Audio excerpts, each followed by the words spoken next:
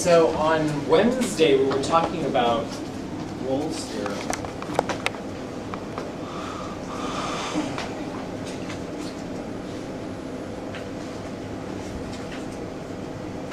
Which says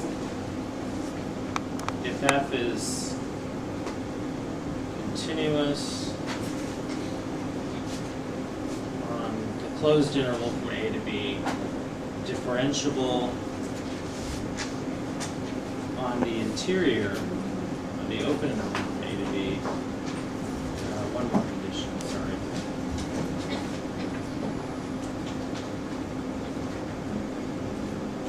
And f at the left end point of the interval is equal to f at the right end point.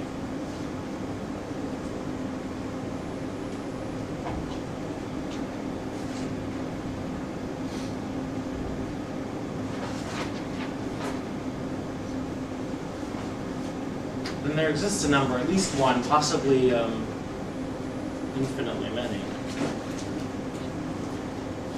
Actually, well, yeah, it could be. But it would have to be a really weird function. So for S, it would be finitely many.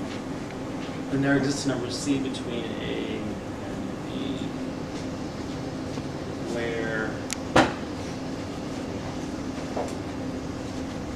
does anybody remember the conclusion where f prime C is 0, 0? So let me do an example.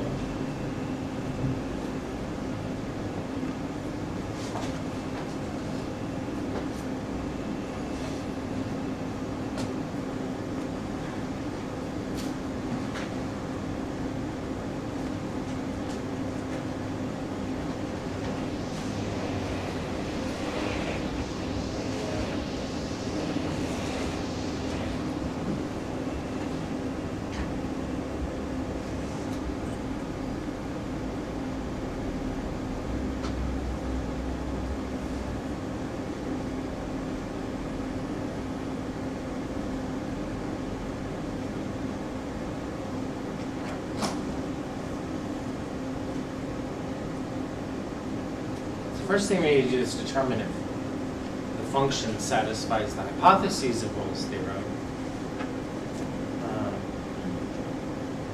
That's not good. It should be Rolle's theorem.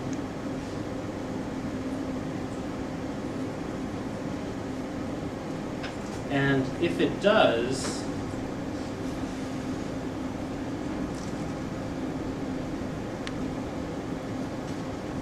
find all numbers C between the two endpoints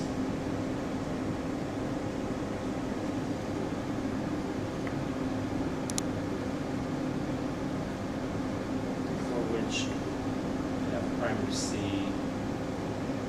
is equal to 0.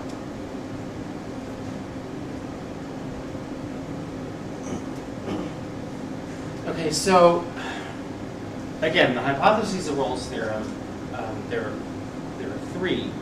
First of all, f has to be continuous, in this case, on the closed interval from -1 to 1. So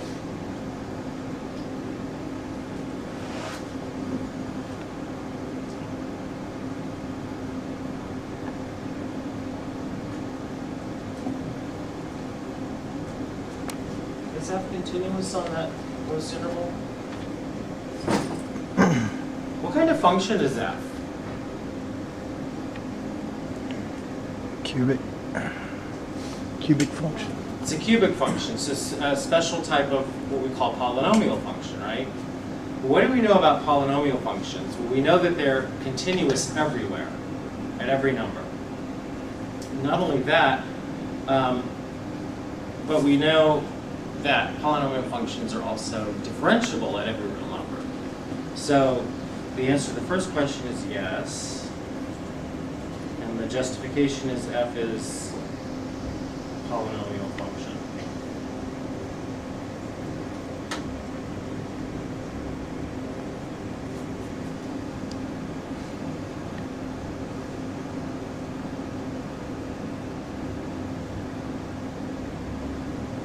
then of course, is the question, is f differentiable on the interior? And if the answer, again, is yes,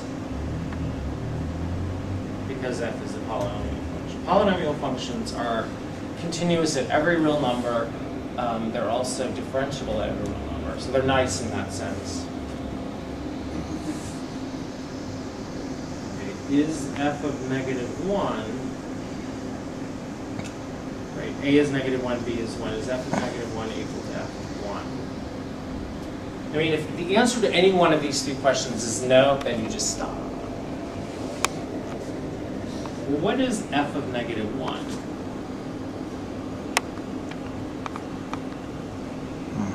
Here's f.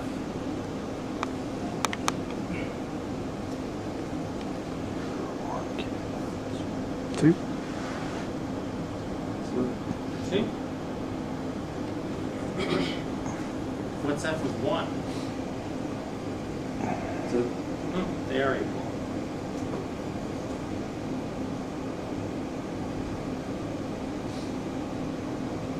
So, yet another affirmative. So now what we have to do is find all the numbers between -1 and 1,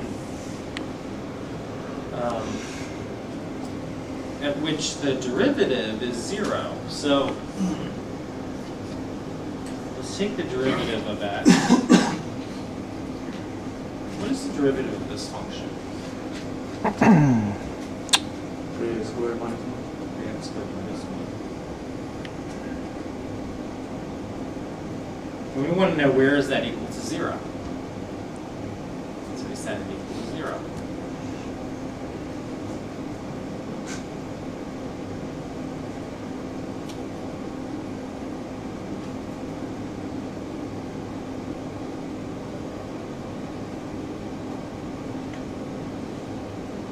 And we get two different values of x, and the next question, of course, is, do these live between? I mean, if they don't live between the endpoints, then they don't count. Does 1 over the square root of 3 or minus 1 over the square root of 3 lie between -1 and 1? Yeah. The square root of 3 is approximately 1.7. Rough estimate is 1.7. If you divide 1 by 1.7, you're going to get a number that's less than 1. So the values of c are plus or minus, there are two of them, and they are plus or minus 1 over the square root of 3. And you don't have to rationalize the denominator. That's completely optional.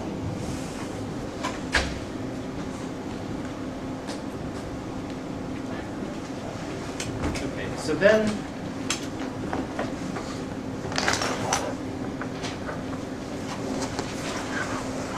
really, of the two theorems, the important one is the mean value theorem. You can actually prove the mean value theorem using Rolle's theorem. Here, it's similar in flavor to Rolle's theorem. Here's what it says.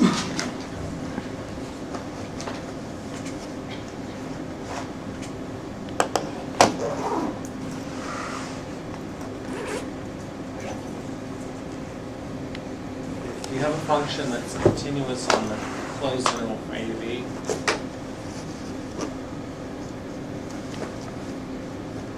Differentiable on the interior of that interval.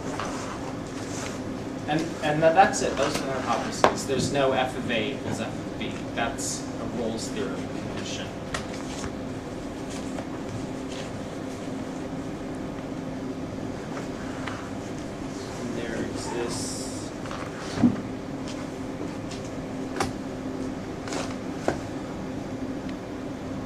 C, at least one, possibly many.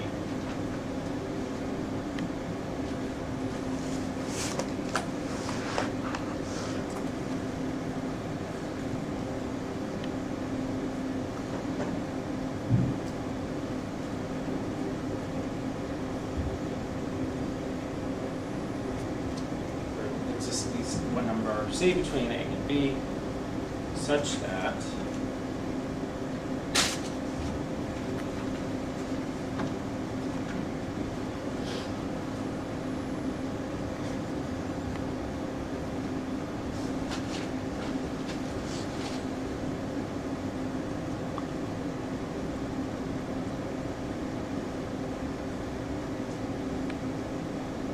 f prime of C equals f of B minus f of A B minus A. over B minus A.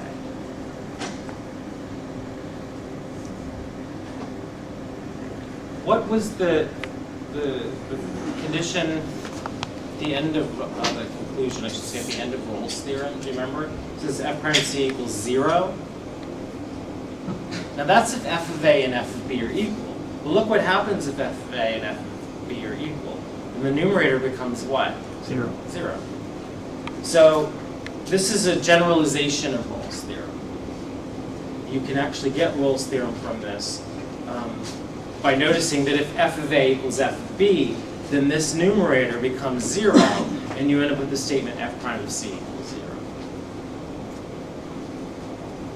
Okay. Let me, oh yeah, I should do that. Draw a picture.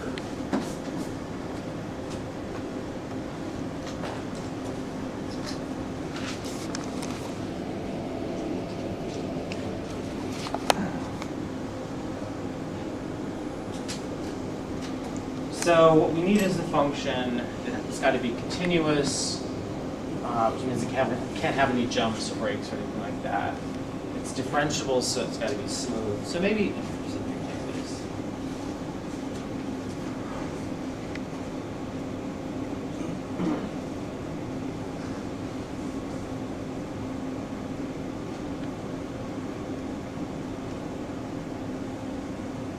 And here is f of A.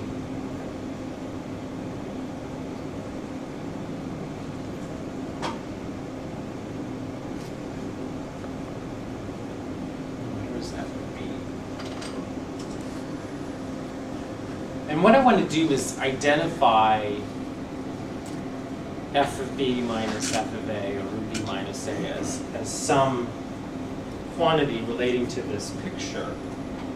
Let me go one step further.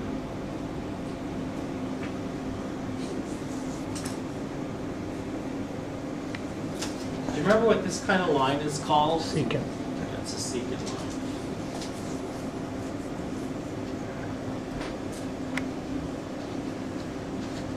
What's the slope of the secant?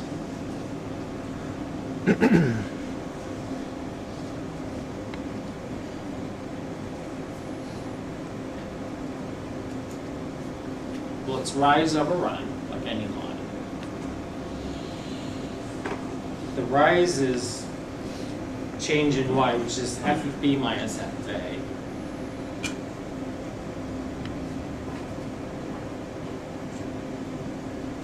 Run is the horizontal distance, which is B minus A.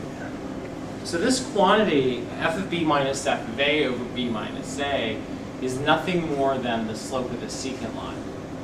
So what the mean value theorem says is that there is some number C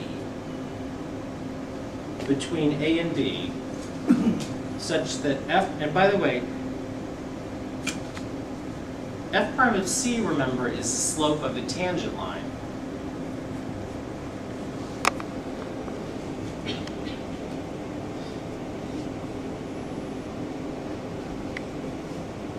At the point on the graph C, comma f of C. So when you say that f prime of C is equal to f of B minus f of A over B minus A, you're saying that the slope of the secant is equal to the slope of some tangent line. At some point on this curve, there is a tangent line at which the slope of the secant and the slope of the tangent are the same. Well, if you look at the picture, it's more than plausible that there's some point on this curve at which the tangent line and the secant line are parallel. see that? Same slope. If they have the same, two lines have the same slope, but they're distinct, then the lines are parallel. So the number c is the x-coordinate of the point on this curve at which the tangent line is parallel to the secant line.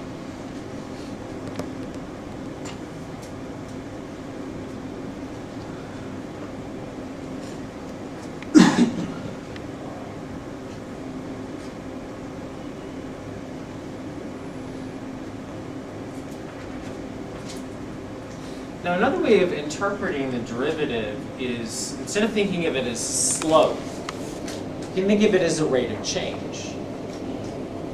So,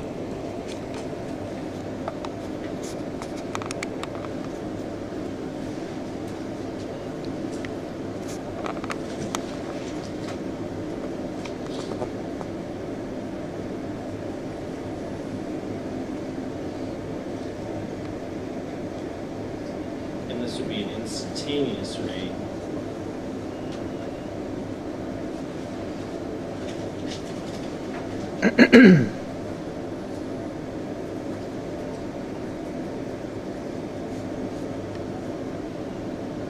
Then when you say that f prime of c is f of b minus f of a over b minus a, then what you're saying is that at some point, let's say that the input variable, which I think we can refer to it or not, well, think of it as time. So if we think of the input variable as time, then, and the output variable as distance,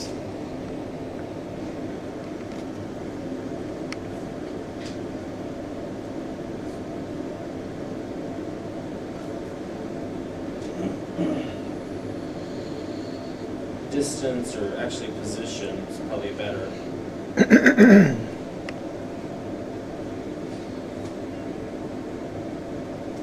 If you think of it in those terms, then what the mean value theorem is saying is that the average rate, or average velocity,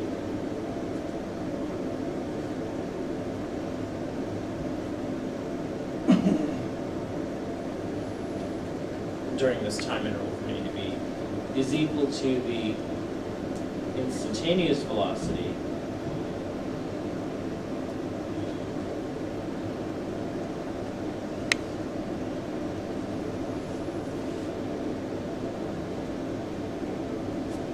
at some time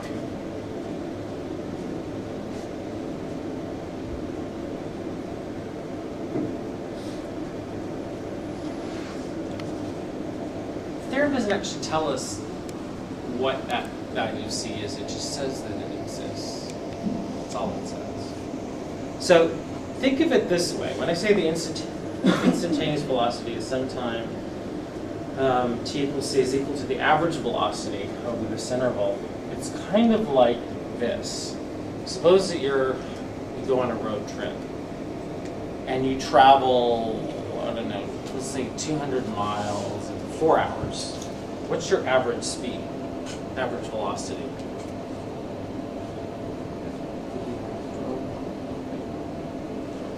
$200 miles, 4 hours. 50 miles an hour. That's your average speed. What the mean value theorem says is that if your average speed is 50 miles an hour, then at some point in time, possibly many, your instantaneous velocity had to have been 50 miles an hour. When you think about it, you speed up, you slow down, blah, blah, blah. Your instantaneous rate, instantaneous velocity changes. The average velocity, of course, is fixed. It's based only on your initial position and your final position in time.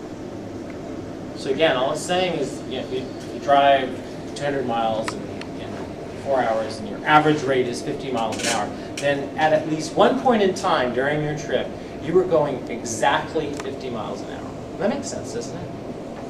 That's all it's saying. Don't read anything into it that's not there. It's very, very straightforward. Okay, let's do this last one.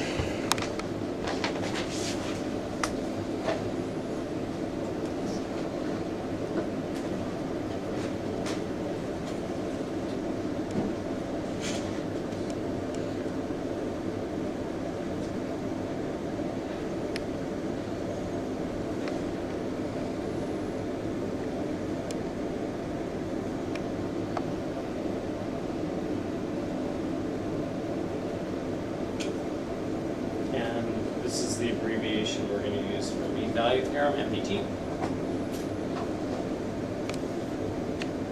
And we need an interval. Here's the interval. If it does,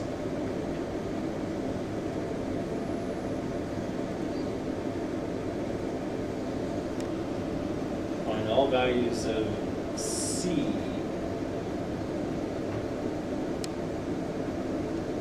between the two endpoints.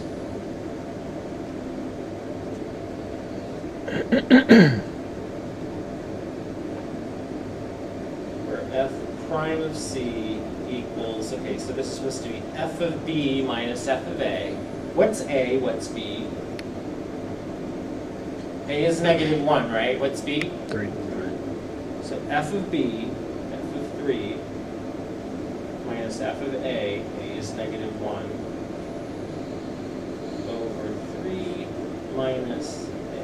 B minus A is 3 minus -1.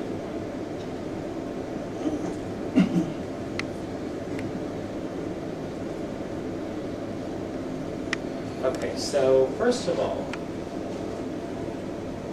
is f continuous? And on the closed interval from -1 to 3. And bear in mind, please, that f is not a polynomial function. What's the domain of it? Do you know what the domain of this function is? Greater.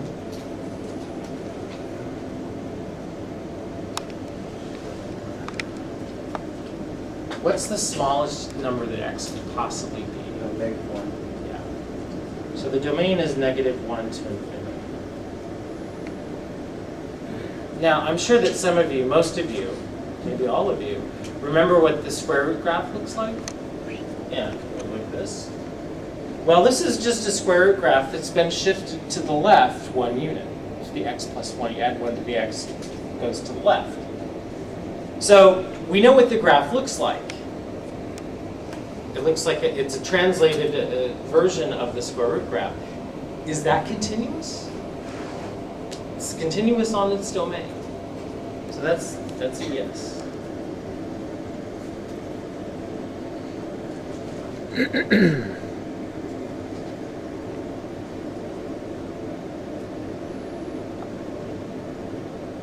Now when you're taking the derivative, when you're assessing differentiability, it's really probably best that you try to do that analytically. Let's just go ahead and take the derivative real fast before we answer this question. So f of x is the square root of x plus 1, which is x plus 1 to the 1/2. What's the derivative of that?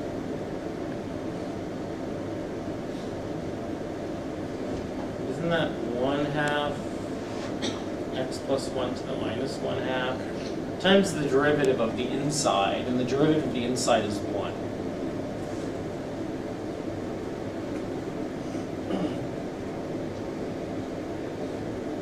Well, anyways, that's the derivative. Okay, so is this function differentiable on the interval from -1 to 3? Does the derivative exist? Is it defined at every number between, not including, we don't include the endpoints, between -1 and 3?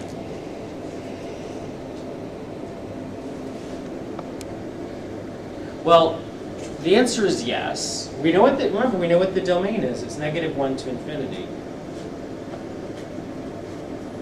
That's the domain of f.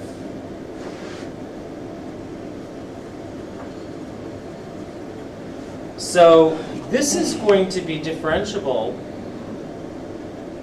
provided, of course, that it's defined. Now, the domain of f is -1 to infinity, including the left endpoint. Is this defined at -1? No, but you're only trying to differentiate on the open end. That's the key. Did everybody hear that?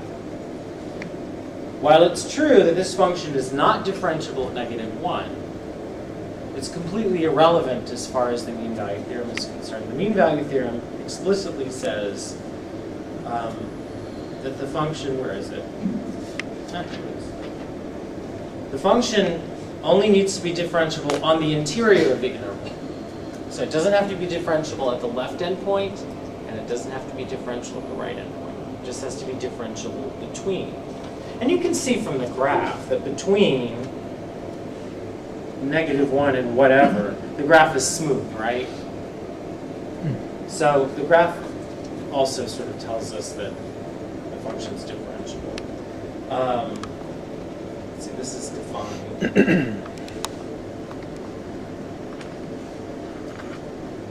When x is greater than -1. Well, that's one way of saying it.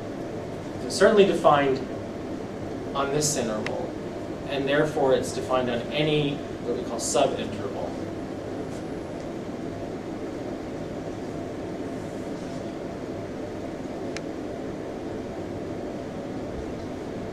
I forgot what the right endpoint was. Is it 3? So the function is continuous on this closed interval. It's differentiable on the interior. So what do we have to do?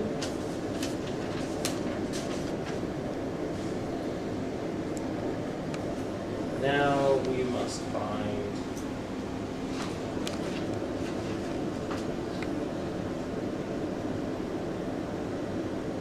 where do I stick that?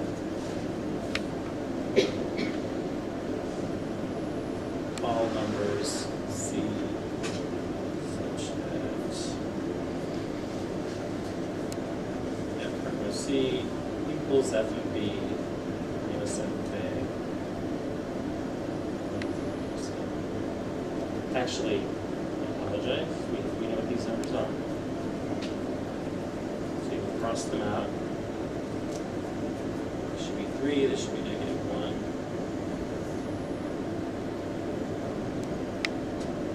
Okay, what is f of 3? 2. Yeah, go back to the original function, plug in a 3, you get the square root of 4, which is 2. What is f of -1? 0. 0. And 3 minus -1 4. is 4. And f prime of c, you look at f prime of x here, it's 1 over 2 square roots of x plus 1. That's the derivative. So we've got this equaling 1/2. And I want to solve for x. How do I do that?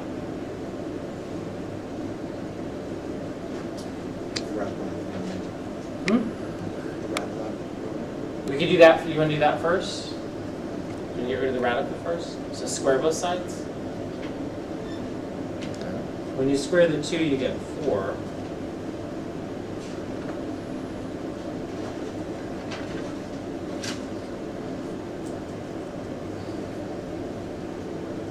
Then what?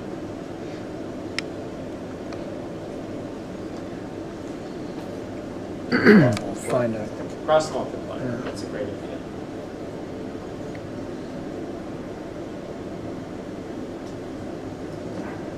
And then you could distribute the 4. You could divide by 4. It doesn't really matter. Let's divide both sides by 4. That gives you 1 on the left side. You divide this side by 4. You just get x plus 1. You know what I didn't do? I'm sorry. this x should be a c. I know that's a wee bit of thinking. Sorry.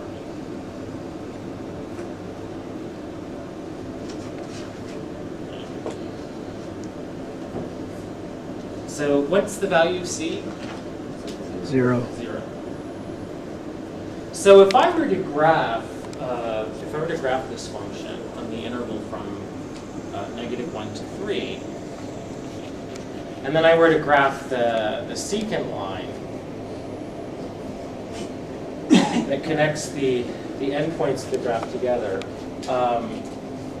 then the tangent line corresponding to x equals 0 should be exactly parallel to that secant line. You understand what I'm saying? As a matter of fact, let's just repeat. Let's see. Solve this graph. Okay, what am I going from -1 to 3? What are the y values here?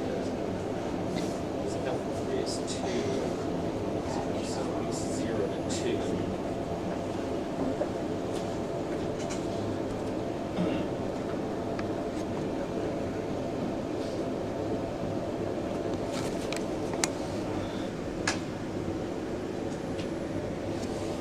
So here's the graph of, brighten that up a bit. This is the graph of f of x equals the square root of x plus 1.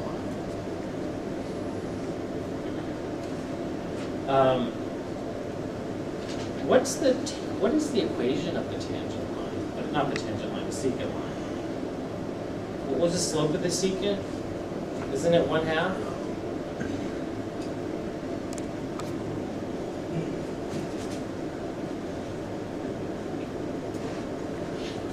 What's the y-intercept of the secant? The secant line, remember, goes from here to here. Can you tell me what how do I get the y-intercept? Set x equals 0. Set y to 0. In other words, how do I get b, sorry, which is the y-intercept? Well, to get b, can't I just say, well, if I pick any point on the line and plug its coordinates in, then I should be able to solve for b and get the right value of b. We've got 2 points on the line. We have the left endpoint, the right endpoint. The left endpoint is what?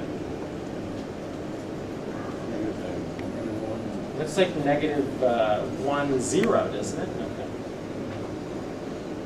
Okay. So what's b equal to? I can't see that. 1/2.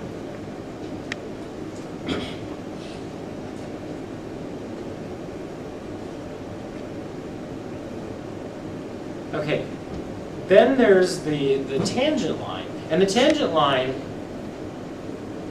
that we're looking at has the same, remember they have the same slope, it has the same slope as the secant line.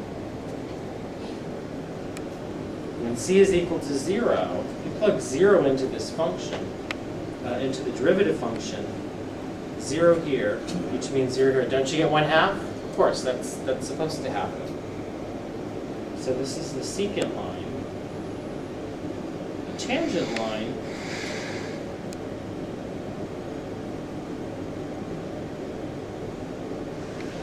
has the same slope.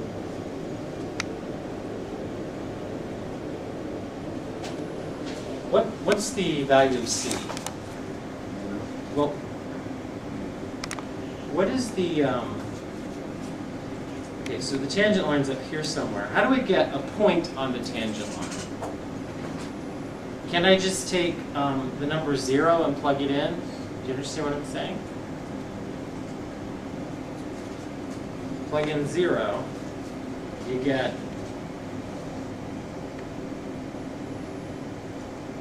0, and then if you plug that 0 into this function, where's the function? It's right here, sorry. You get 1, don't you? Isn't 0, 1 on this graph?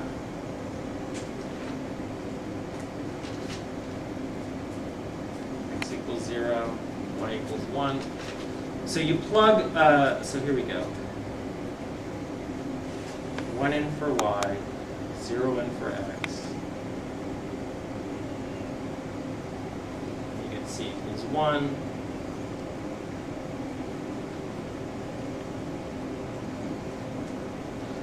Okay, so here's what I want to do. I want to graph both the secant and the tangent line, and I want you to notice that they are indeed parallel. You can sort of see that just by looking at the slopes, but I want you to see the picture. So enter.